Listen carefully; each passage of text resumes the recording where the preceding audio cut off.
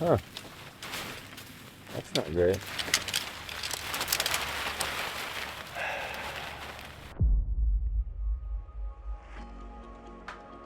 If you've been watching my videos over the past 10 years and following my long distance hikes, you'll know that I'm a big fan of ultralight, minimal trekking pole tents, and I've exclusively used a lot of Z-Pax tents in particular. Why? They're light, they're simple, and they've just worked for me over thousands of miles on the trail. But over the past year, I've really been trying out a lot of new shelters in the backcountry for some of the new types of adventures that I've been doing. Specifically, a lot of new freestanding tents. One particular tent company that has really piqued my interest over the years and has seemingly blown up out of nowhere, gaining a massive cult following, is Durston Gear. Last year, I decided to try out one of their ultralight trekking pole tents and found it to be quite interesting to say the least. But recently, they released a tent that has gained a lot of hype in the online backpacking community and caused a strange response from a lot of viewers on my channel, the Durston XDOME 1 Plus. So instead of just getting one, setting it up in my backyard, testing it, and giving my opinion about it, I decided to actually fly up to British Columbia to meet the man behind the tent, get a little info on his design process, and get out in the field with him for 2 nights to actually put one to the test in his backyard, the Canadian Rockies. All right, welcome to Golden. Yeah, man. This is our global headquarters. Nice. Here at Golden, BC. We're pretty online and officey, so we don't have too much of a showroom, but we have Yeah. a couple of our. This is showroomy enough. Yeah, we try. This We is pretty try. showroomy, I'd say. We got fancy here. Oh, I like this. Yeah. It took us a while to actually figure out how to hang that on the wall. Get the perfect look. That's innovation right there. Yeah. You know, I wouldn't be able to do a lot of these recent adventures and travels without the support of today's video sponsor, Onyx Backcountry. Not only has Onyx become a huge supporter of me and my channel, but Onyx Backcountry has also become one of the most invaluable tools that I have in my backpacking kit when I'm out on the trail. Whether I'm doing some crazy winter backpacking trip up in Banff National Park, I'm in the Grand Canyon, or planning my big Alaskan thru hike for this June, Onyx has become one of the most important pieces of kit that I have on trail and off trail. One of my absolute favorite features about Onyx is the actual desktop version. So I can sit and plan out my entire trip, route it, get all the logistics, the elevation, the mileage, where my campsites are gonna be. And then I can save it as an offline map, put it on my phone, and use it when I'm out on trail. And then when I'm out there, I can use features like the current weather layer, the active wildfire layer, and the slope angle layer to make sure that I'm staying safe when I'm up in the mountains. So if you guys want to step up your backpacking navigation game, check out my link down below to get a free trial of Onyx, and then sign up to get 20% off a full subscription. Again, I cannot thank Onyx enough for supporting me, my channel, and all of my adventures in 2025. So this is the main shipping area, and these are like packages that we would have shipped yesterday that still have to go out on Monday. Sure. And then we make boxes kind of in every size to try to fit stuff. We try to do a nice job, so we make a box in sort of every shape that we need, with the logo on it. People get the precious stickers. Yeah. Oh, yeah, here's the mother. Look. This is worth, look all, at that. all the stickers, look at that. It's worth millions of dollars on the black market. Yeah, for some reason I heard people really loved your sticker. Yeah, I know. We can't get people that jacked about our sticker. It's because we suck at shipping packages, so we forget the stickers half the time. Oh, so they become a rarity. See, that's the problem. Yeah. We need to stop putting. You're too good, yeah. Yeah, we need to stop putting stickers on our packages. Yeah. Yeah. we Smart. That's smart. I like that. You're creating demand. That's Yeah, we sincerely try to put them in. But that's a business move right there. I like that. Yeah. And then back here is design and kind of warehouse stuff. I never thought I would own this many tent stakes. Oh, these are all stakes. These are all tent stakes. Wow.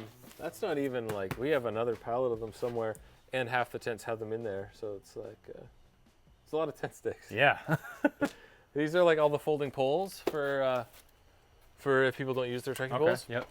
Over here is mostly just tents, Xmid 1s, 2s, solids. These are pro tents. So pretty simple operation then. Yeah, it's a lot. Pretty stripped down.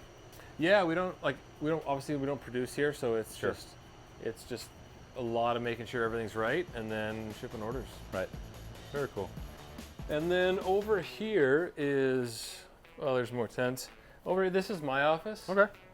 So when I design stuff, a lot of it, like I feel like what I contribute to the design is mostly like high level ideas. What I will do, we're not that fancy, I will draw it up for our factory partners. I like to like have the designs and I like to set the dimensions and I like to evaluate whether I think it works well. Sure. But I'm not wanting to do things that I don't think I'm like good at. I will basically draw up something and give it to the experts and they will build a prototype and then I'll take a look at it. So like here's an example of this is just a PDF. This is pretty far along. So now here I'm saying, hey, these pockets look kind of weird. Like the two seams don't line up. Like Sure. let's straighten that out and let's make this a little longer. And it's a lot of just like a lot of detail stuff. Sure. Earlier versions are going to be like the dimensions and like the shapes and how to orient the fabric. So I will make this type of document.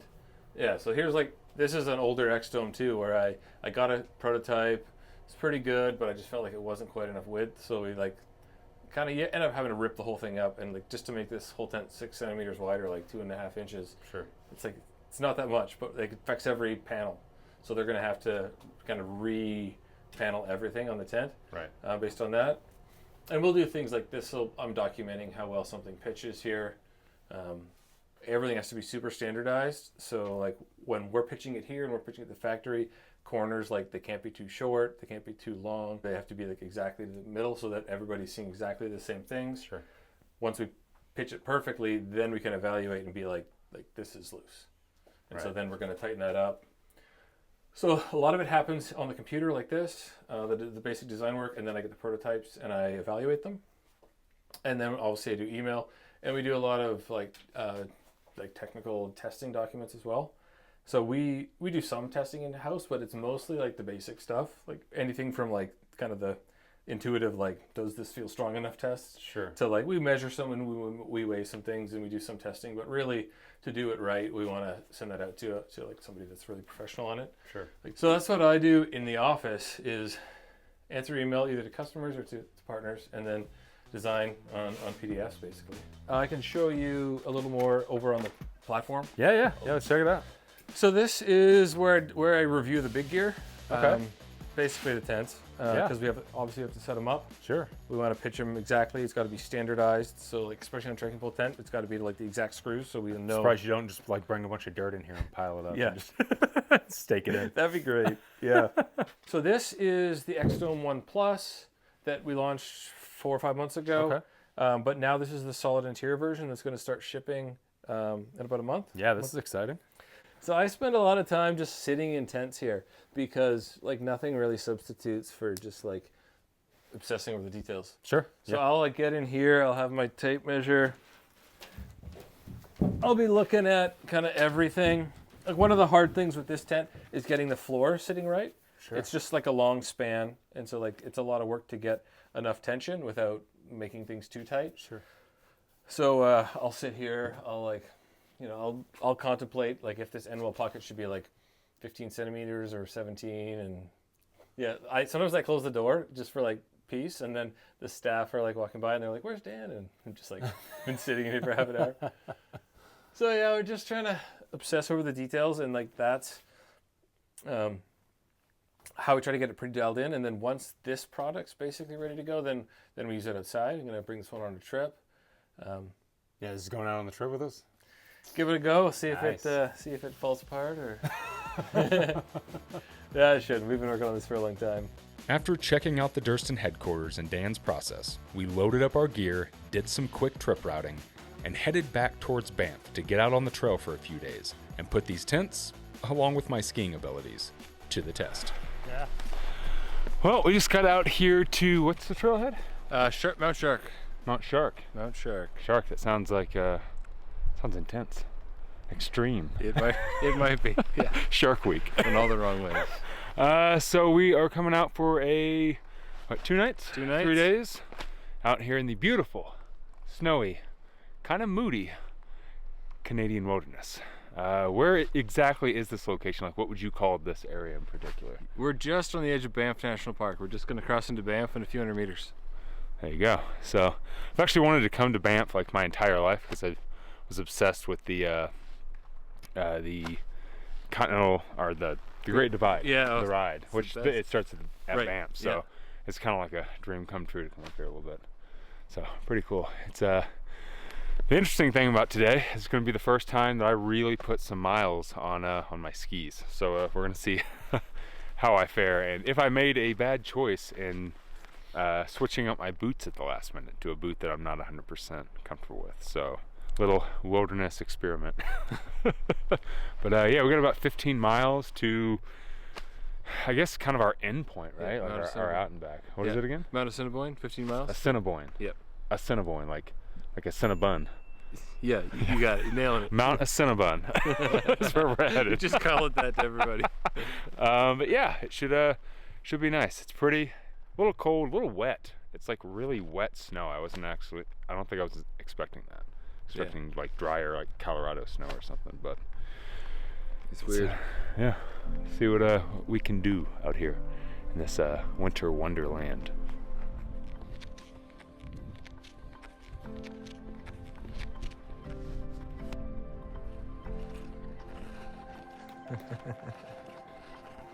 Living the dream. Oh, icy right there.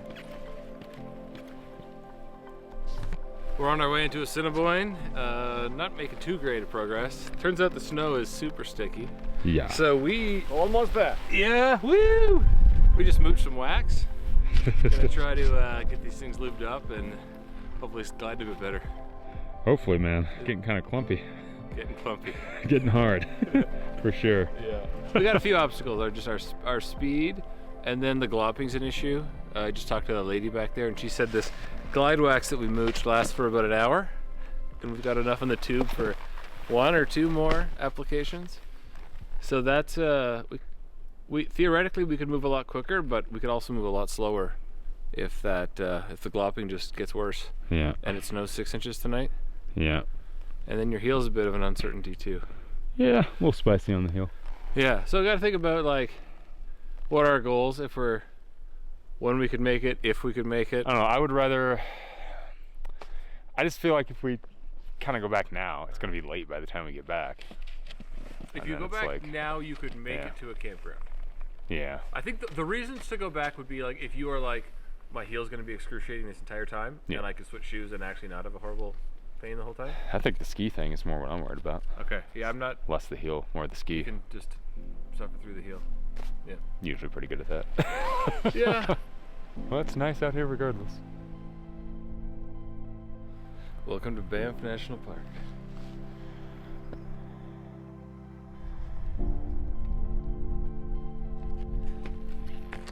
Whew, steep.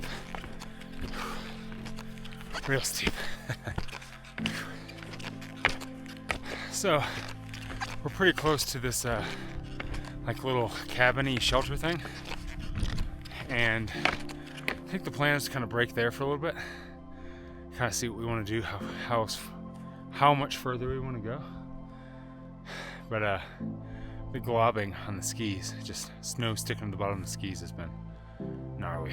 And then my heels aren't feeling too great, so I can get up here to this cabin and assess the damage.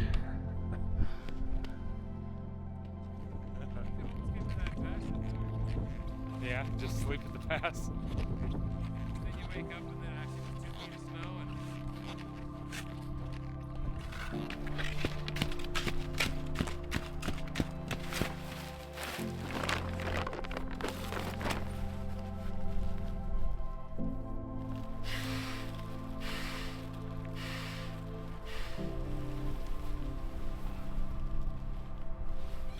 Is it equal height width? Like.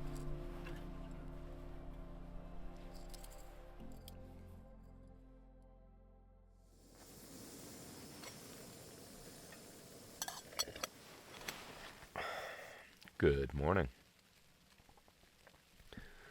We got a lot of snow last night. It's beautiful, but there's a lot of it. Slept pretty good. Overall, we got in about 8 miles yesterday, which isn't bad for kind of getting a little bit of a later start, and the fact that there was a ton of snow and all the globbing on the bottom of our skis, but still pretty good. Nice little spot.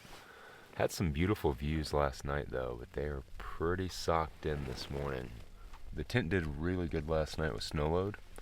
I've already knocked a little bit of it off, but there's quite a bit more that has accumulated since. But yeah, not too shabby.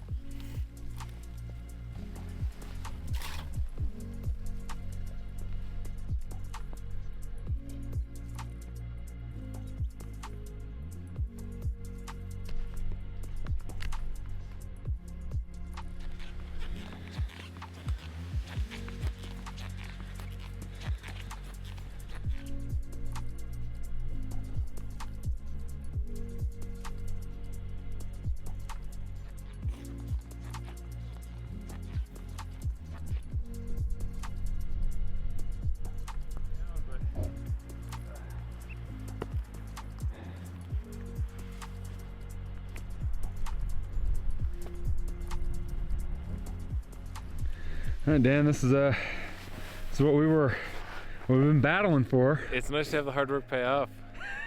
We're here at one of the great peaks of the Canadian Rockies, Mount Assiniboine, taking in the view. Look at this, ladies and gentlemen. Now, if you use your imagination, you could probably see it up in there somewhere. I'll just make it's like this. All that work for that beautiful view, folks. Yeah, that's how she goes sometimes. That sun could just break through. It wants to, yeah. It wants to, but it sure the hell ain't. It's hard to wait 4 or 5 hours. Yeah, we just chill out here for about 5 hours. Till dark, and then we'll Yeah. get 5 hours back in the dark. Well, there it is, folks. The grand prize of Canadian Rockies.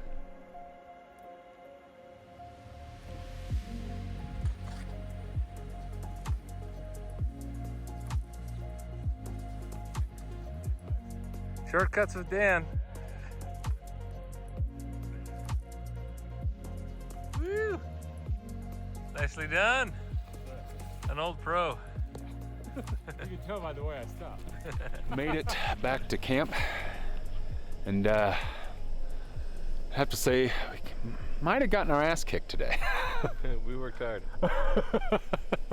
Worked maybe a bit too hard on some of the stuff. I learned that I am not a downhill skier in any way, shape, or form, and I'm probably not going to go to the Olympics anytime soon for it. You're close. Close. Maybe with a little more practice. Close for snowbank hugging. Yeah, I'm great at face planting and snowbanks. Digging himself out of the snowbank. Just taking a break. Do it this way? This is how the pros do it. Yeah. Definitely a skill that I won't say that I aspire to get better at. Firing up some dinner. Actually have a pretty clear night tonight. Nice view of the mountains. So gonna cook up some food, try not to freeze, and head out in the morning.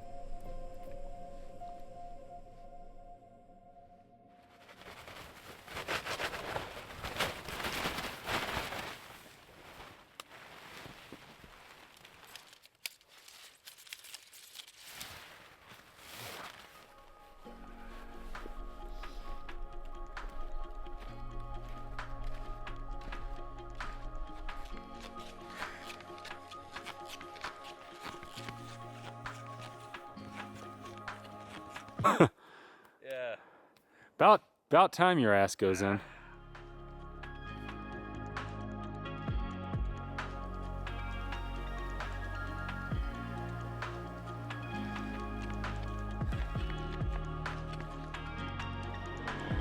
Made it back to the car, and we have like a welcome parade back here, as you can hear. So, did the Durston XDOME 1 Plus live up to all the hype that it's been getting in online backpacking communities? Is this in fact the greatest freestanding shelter that's ever been made? Did Dan unknowingly start some sort of weird cult that worships free stickers? The answers to these questions and more in a future video, once I actually get out and spend more time with this thing in different environments and really put it through the ringer.